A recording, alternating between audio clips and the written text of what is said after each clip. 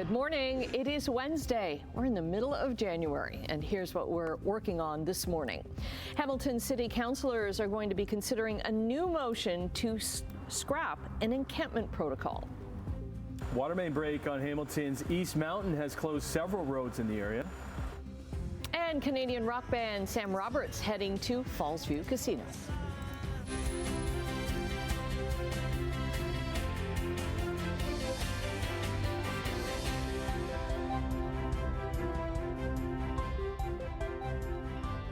And the water main breaks, that's just a sign of how cold it is.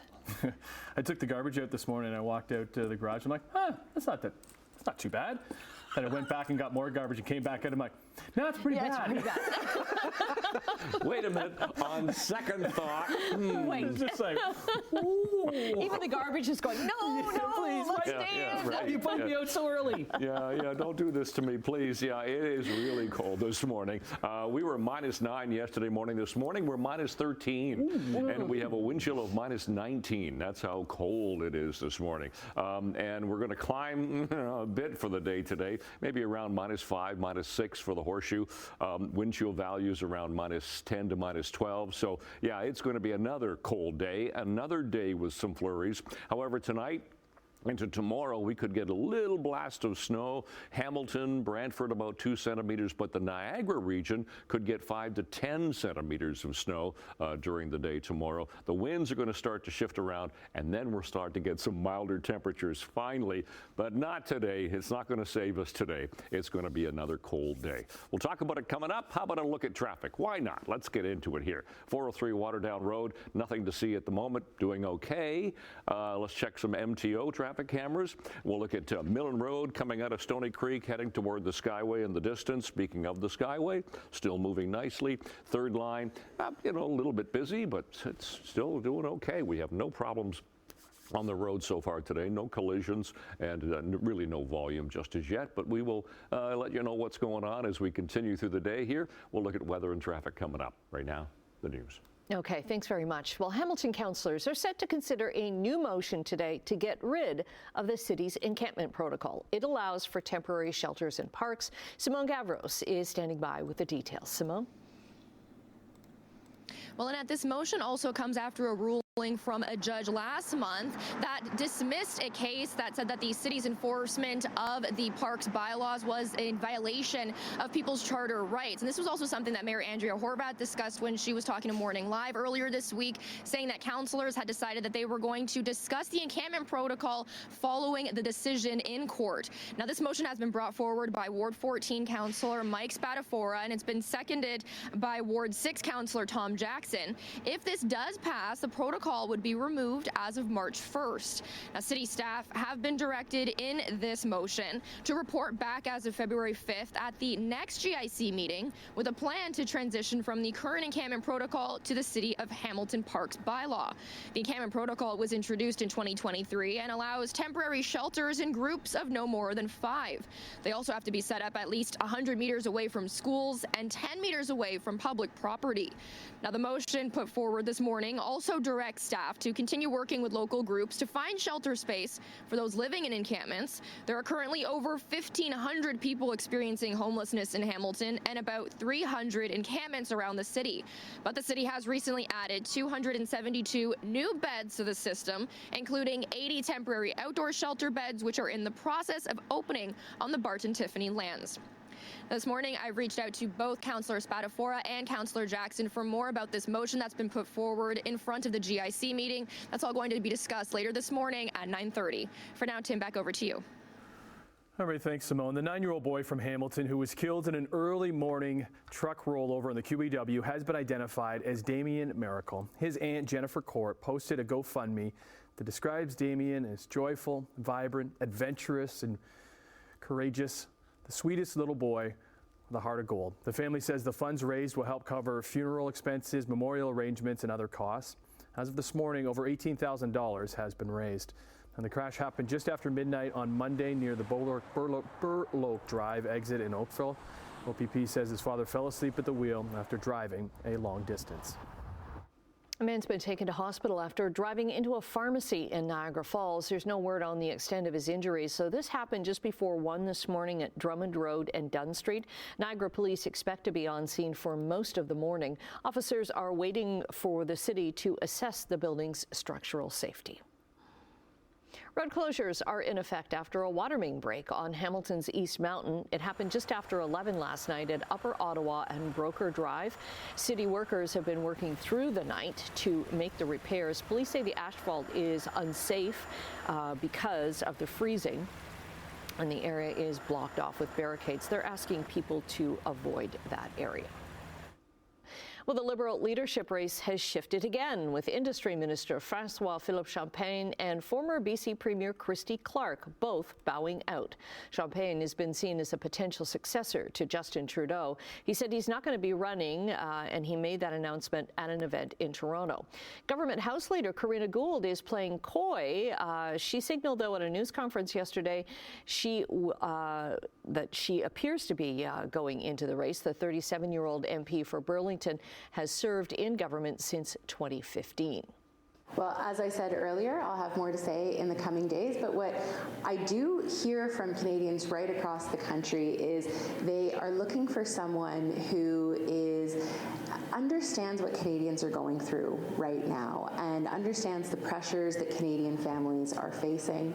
They're looking for energy, they're looking for inspiration, and I have to say that the conversations that I've been having with people from Newfoundland to BC, here in Ontario, in Quebec, in the prairies, right across the country, have been really encouraging, very inspiring, and I'm thrilled to be having these conversations. Okay, Christy Clark, meantime, is not citing a controversy over her membership in the Conservative Party. Instead, she says her French skills are not developed enough and the leadership race would be too short to allow her to mount a successful campaign. So with Clark and Champagne out, the list of contenders considering a run is shorter. So far, only 3 people have confirmed they will run, with Cape Breton MP Jamie Baptiste announcing his bid last night. Chrystia Freeland is expected to announce a run within the week. Energy Minister Jonathan Wilkinson has said he's considering, and so is former Bank of Canada and former Bank of England Governor Mark Carney. Okay, let's get into Sportsline. And what a week it's been for the Brantford Bulldogs, as owner Michael Andlauer officially sold the club to Zach Hyman and his family back on Monday. And this afternoon, Andlauer and the Hyman family, they will hold a press conference to officially pass the torch. But that's not all, because it's a big night for the Bulldogs, as all eyes of the OHL and NHL on their scouts will be at the Civic Centre in Brantford for the inaugural Connor McDavid OHL Top Prospects game. Bulldogs' Jacob Bryan will captain the E squad and be joined by fellow Dogs Joshua Avery and goalie David Egeroff as they face a talented roster from the West. Now, despite the game being named after him, Connor McDavid will not be in Brantford as his Oilers have a game in Minnesota. The same can be said for his line mate and new owner of the Dogs, Zach Hyman. He will not physically be there because of the game tonight, but said to be joining over Zoom for the press conference this afternoon. He was excited about the purchase in the city when asked about it yesterday. Hockey obviously is a huge passion. It's my life, my family's life, and really excited to be able to do something with my family and be involved with the city of Brantford, and just really looking forward to a lot of great years ahead, and it'll be fun. The announcement will be great. The announcement happened, but the press conference will be great. We'll have some cool info, and don't want to give too much away, but very excited. The press conference going to go down this afternoon at 4 o'clock. We'll be there, and Bubs will have the highlights tonight on the evening news at 6. And now Marner keeps it alive at the line. In comes Marner, drops it up to Matthews, shoots, scores! Austin Matthews fires it home, and the Leafs have grabbed a 1-0 lead. To Toronto, where things were looking dandy for the Leafs a few minutes into their game against Dallas, as Austin Matthews would score his 15th, but that would be the only highlights, as the Stars would dominate from there, scoring twice in the power play. Halberton's Matt Duchene. Oh, look at this beauty between the legs, beating Joseph Wall. All part of a goal and 2 helpers in the 4-1 Dallas win. After reeling off 5 straight wins, the Buds have dropped the season-high 3 straight. They try to stop the bleeding tomorrow when former coach Sheldon Keefe and his Devils arrive at the bank. Watts lost it in her skates. 3 seconds to go in the advantage. Watts, good pass down low. They score! In Ottawa, Hamilton Sarah Nurse. Wonderful hand-eye coordination. Watch this. She's right at the side of the net there. Knocks the puck out of midair in front to Hannah Miller, who knocked it home for her first goal. That is fabulous. It would be tied at 2 in the third when Blair Turnbull would jump on a turnover coming up here. She would score the winner. Toronto snaps a 3-game slide. They win their first game since December the 27th as they beat the Charge 4-2. So we showed you Hamilton, Sarah Nurse doing some great things. Let's keep the theme going. No stop in Steeltown Shea Gilgis-Alexander this season, leading his Thunder to top spot in the West. He's vying for that MVP. He started the night just behind the Greek Freak with 31.4 points against Giannis's 31.5. SGA went a bit above average because he's very good at basketball, scoring 32 in OKC's 33rd win of the season to only 6 losses, beaten up on Philly, 118-102. Next up is a rematch with those first-place Cavs tomorrow. And while we're on the local thing, had to check in on Kitchener's Jamal Murray. He had himself a Game 2 last night for his Denver Nuggets. He would score 32 points in the first half, finished with a season-high 45. The Nuggets got past Dallas, 118-99. He was 5 off his career high of 50 that he scored back in 2021. And finish up down under, where we have Felix Auger-Aliassime on court as we speak. He's in his second round, up a set. Looking to join fellow Quebecer Leylah Fernandez in the third round. Very early this morning, our time, the Laval native, after dropping the first set to Spain's Cristina Buxa, she would win the next 2. She is moving on to the third round. Denis Shapovalov, Gabrielle Diallo will also try for the third round later tonight. It's 11 after 6 o'clock. Looking at what's going on this 15th morning of January. We'll start with traffic and then we'll get into the forecast for the day. Traffic is doing okay right now. We have nothing to show you here. 403 Waterdown Road doing fine so far today. Some MTO traffic cameras. We'll give you a brief overview. Here's the QEW at 7th and St. Catharines. Millen Road, Stony Creek still looks good. Fairview Street. So we're looking at Toronto-bound lanes coming towards us off the Skyway Bridge. Nothing there. East of Royal Windsor at Dixie Road doing okay. Keep in mind, East Mountain and Hamilton, we've got a water main break. Upper Ottawa and Broker Drive area is completely blocked off, so you can't get down there. Just avoid the area if you can. You have to. Check our temperature that we have at the moment here. It is a cold start to the morning. Minus 13 is the temperature. Then you factor in that wind. Thankfully, it's fairly light right now, west-southwest at 11, makes it feel like minus 19, and the skies are fairly clear this morning. For school today, we're going to see increasing cloud cover and a temperature of minus 5 for the day today. Wind chill around minus 10 to minus 12. It'll be mainly cloudy, as I said, with some flurries. Still getting the snow squalls coming off Lake Huron and Georgian Bay. They're just penetrating. Snow squall warnings in effect. If you're driving there, situations can change really quickly, so be really careful. What we're looking at, trough of low pressure leaving us. We've got an incoming warm front. That's going to drop in and give us, well, thankfully, it'll give us some milder temperatures getting toward the weekend, but it's also going to give us a little blast of snow, and that could start later on tonight. Today, temperatures minus 4, 3, minus 5 degrees, depending on where you are. There's that flurry activity. Tonight, the snow showers settle in, 2 to 5 centimeters. That's mainly for Niagara Falls, Simcoe, and Cayuga, but another cold night, maybe not quite as cold tonight, minus 9 to minus 8, minus 10 in some areas. Tomorrow, Hamilton 2 centimeters, but the Niagara area could get 5 to 10 centimeters of snow during the day, so flurries and temperatures, well, maybe just a little bit milder, but the milder temperatures are coming, but not this morning. Out the door, minus 13, mainly clear. Wind chill right now, minus 19. And we'll look at the long range coming up. Annette, Tim. Okay, glad we're inside. Okay, coming up after the break, we're going to say good morning to Emily Vukovic with a preview of what's to come in chit-chat. And in business news, check your bank account. This year's first carbon rebates from the federal government are coming out today. And a very good morning to Emily. Hi. What's coming up in Chit Chat? Hey. Good morning. Well, we are going to be talking about Sam Roberts, how he is going to be playing close to us. Everybody's going to get a chance to see him. Later on today, we're going to be talking about the brand new season of Severance that drops. And we've got an update on a very cool fishing documentary that we talked about on Morning Live last November. All right. It's casting its nets further. Yeah. See what you did there? A little fishing. Dun, dun, dun. You can't go fishing without a net. That was a good one. No, I like that one. I'd say keep workshopping it. Yeah. Find some new material. I don't know. I will. I'm easy to please. Thanks very much, Emily. We'll chat in a minute. Coming up in business news, let's look at the figures right now. The Canadian dollar is up another dozen basis points. Still below 70 cents, though, U.S. It's at 69.70 cents U.S. Gold is up more than $26 an ounce. Crude oil is up 13 cents to $77.63 a barrel.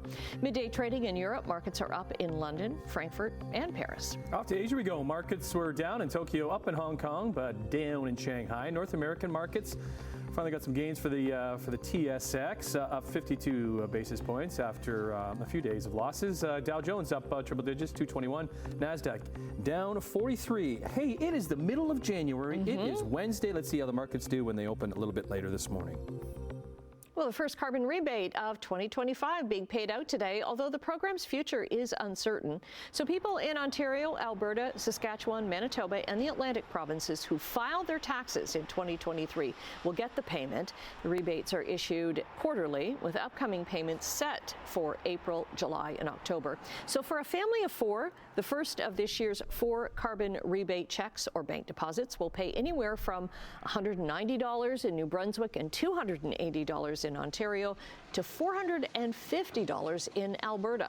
The Liberal government says most Canadians get more money back from the carbon pricing program than they pay out.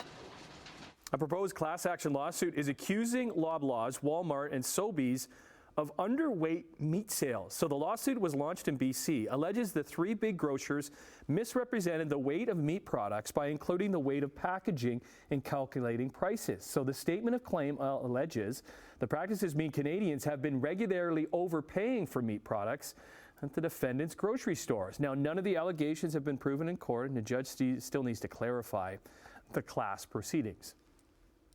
Automakers across the country are calling for the end of electric vehicle sales mandates. They say the mandates can't be achieved unless affordability and infrastructure concerns are first addressed. Transport Canada has said it was halting the incentive program that offers Canadian rebates up to $5,000 when they buy or lease electric vehicles or zero-emission vehicles because the funding for that program has run out ahead of the scheduled March 31st pause. Canada has mandated that 20% of all new vehicles sold must have zero emissions or be electric by 2026, and 100% of them have to do that by 2035. Well, workers at Canadian Pacific Kansas City Railway have voted in favor of strike action if their union cannot reach a deal with the company. Excuse me. Unifor National President Lana Payne says members are united in their demands for job security and work ownership, fair wages, and improved working conditions. The union represents more than 1,200 members who work in mechanical shops, inspecting and maintaining locomotives, along with freight cars. Now, the negotiations there will resume next week. Jack Daniel's parent company, Brown-Forman, is cutting its workforce and closing a barrel-making plant. The spirits giant says it's reducing its global workforce by about 12% and closing a plant in Louisville, Kentucky. The move comes as U.S. whiskey producers face challenges from changing consumer trends and also from tariff threats. Brown-Forman's actions are projected to bring in about $70 to $80 million a year in cost savings. The company says it plans to reinvest part of that money in its growth strategy. It says its cooperage, that's where the barrels are made, will close by April 25th, affecting about 210 employees. Okay, another chilly one. Kids didn't get out for recess yesterday because it was too cold. Too cold? Yeah. Do you ever remember that as a kid? Oh, yes. Really? When it was too cold to go out? Do you think, I remember this. Oh, I don't. They just sent you out? They just sent us out. Teachers needed a break. I'm stronger for it. Get outside. Didn't even have a jacket on. Had to walk uphill all the way to school, huh? Okay. Brian will let us know how much longer this cold's going to be sticking around on your Wednesday after this. Good morning, halfway through the month and halfway through the week as well. Wednesday, 15th of January. It is 6:24. Nothing happening in St. Catharines traffic-wise. Pretty light east of Lake, looks good. Top of the Skyway Bridge already starting to slow down. Brake lights coming on down toward North Shore. Third line, still no problem. Sheraton through Mississauga, even the 403 at Burnham Thorpe. Want to make sure that you know the East Mountain water break continues. Upper Ottawa and Broker Drive. The entire area is blocked off, so please avoid that. Please avoid it. All right, temperature right now. Minus 13 is our temperature in Hamilton. Wind chill, minus 19. Sky is clear. If you're stepping out this morning, look up. Full wolf moon. It's nice and bright. Minus 11 Mississauga, minus 8 Grimsby and Toronto. So seasonals are minus 2 daytime high. We got nowhere near that yesterday. Minus 7 only yesterday. Minus 10 for the overnight low, so we're below that. Those are our sun times and records for today. Minus 9 for school today. That's the first bell with flurries. Minus 6 for after school. We're going to climb to minus 5 for the day with a wind chill of minus 12. So another cold day. Flurries. Minus 10 tonight. Wind chills back down around minus 19. Another cold night. A couple of centimeters of snow tomorrow for Hamilton and Brantford, but more, 5 to 10 for Niagara. Then it starts to mild up. Look, 0 and some sun for Friday. Okay, plus 1 on Saturday. And then, the bottom really drops out, gets really cold as we get into next week. That's your forecast. Annette, Tim. Okay, this is going to be a really busy year for moon missions. A SpaceX rocket launched early this morning carrying 2 lunar landers. Okay, the first one is called Blue Ghost. So it's part of NASA's plan to send us humans to the moon. The second lander is from the Japanese company. They're called iSpace. So it plans to send, this is rather odd, send items to the moon for paying customers. Okay, so I've been doing a little bit of a deep dive on this. So this is for private space companies that want to send up their own exploration things. So maybe they've got a little rover that they want to send up, or experiments. Gotcha. It's just not random people like putting things that I want this on the moon. So Blue Ghost is expected to reach the moon in 45 days. It will spend 25 days orbiting us here on Earth, and then a couple of weeks orbiting the moon. It's on a real road trip. iSpace lander doesn't have a set time frame, but expected to reach the moon's surface, even longer, in about 4 or 5 months. What's it doing? Yeah. Okay, kind of neat. Pretty neat. Soon Brian will be doing space traffic. Let's send our Brian to the moon. Yes. Huh? What's the temperature on the moon right now, do you think?